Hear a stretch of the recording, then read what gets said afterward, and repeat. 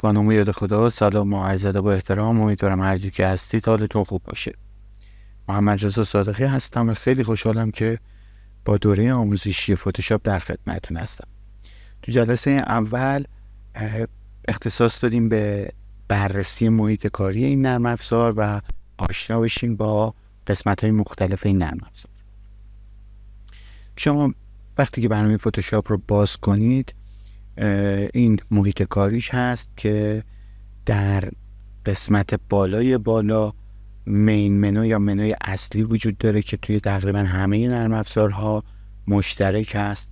در سمت چپ تصویر ما نوار ابزار رو میبینیم که تمامی ابزارهایی که بهش احتیاج داریم در این قسمت وجود داره.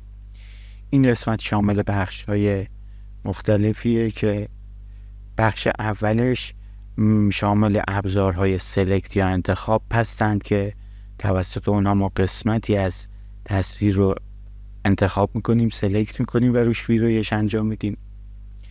در بخش دوم ابزارهای اثرگذار یا ویرایش کننده رو داریم که توسط اونها ما یک تأثیر رو روی تصویرمون میذاریم. به عنوان مثال یک جایی رو رنگ‌آمیزی میکنیم یا یک رنگی رو پاک میکنیم یا کارهای از این قبیل رو انجام میدیم. بخش بعدی بخش مربوط به تایپ و تصاویر برداری هستند که حالا وکتورها و شیپ ها رو تو جلسات آینده به صورت مفصل براتون توضیح میدم. فقط در همین حد بدونید که این بخش مربوط به تایپ و تصاویر برداری هستند. بخش بعدی قسمتی هستش که به تسلط ما روی تصویر کمک میکنه. به عنوان مثال این ابزار دست کمک میکنه که ما تصویرمون رو جابجا کنیم، یا این ذره بین باعث میشه که ما بتونیم زوم کنیم تصویرمون رو، زوم این یا زوم اوت کنیم تا بتونیم بهتر روی تصویرمون کار انجام بدیم. و در زیر همه اینها ما از قسمت فورگراند و بک‌گراند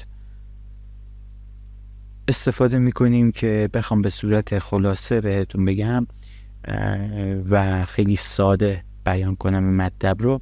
فورگراند مثل ماژیک میمونه که روی بک‌گراند یک تخته وایت بورد سفید شما نقاشی میکنید. برای اینکه بهتر متوجه بشید من یک پروژه جدید ایجاد کنم.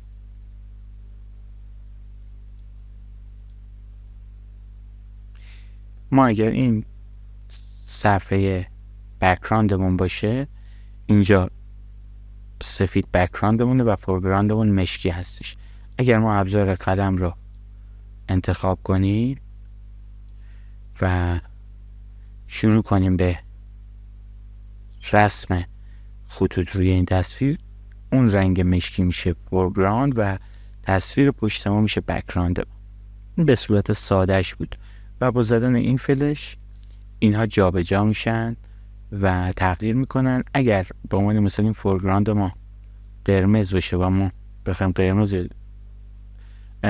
با قرمز روی تصویرمون کار کنیم و بعد از اون دوباره برگردیم به حالت پیش‌فرض، با زدن این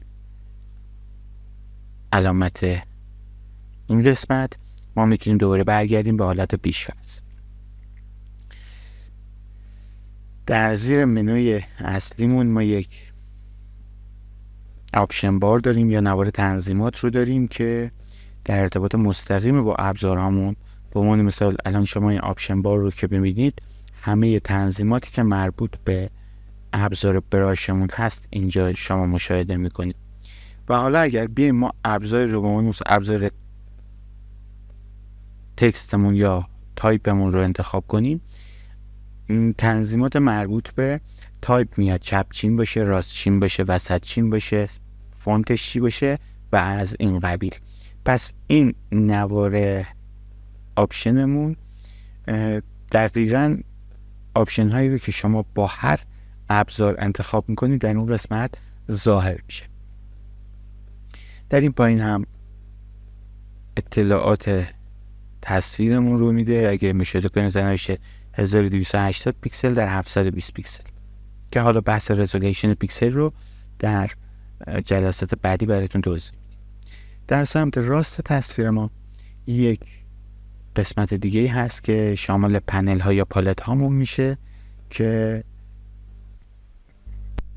مثل پالت رنگ، گرادیانت، پترن و هر پنل دیگه رو که بخواید از مین منو قسمت ویندوز تیکشو که فعال کنید در این قسمت اضافه میشه. و پنل لایه هامون که لایه هامون توی اون قرار داره و روشون کار انجام میدیم که همه اینها رو به صورت عملی توی جلساتی که مربوط به کارهای عملی فتوشاپ هست براتون توضیح خواهیم داد.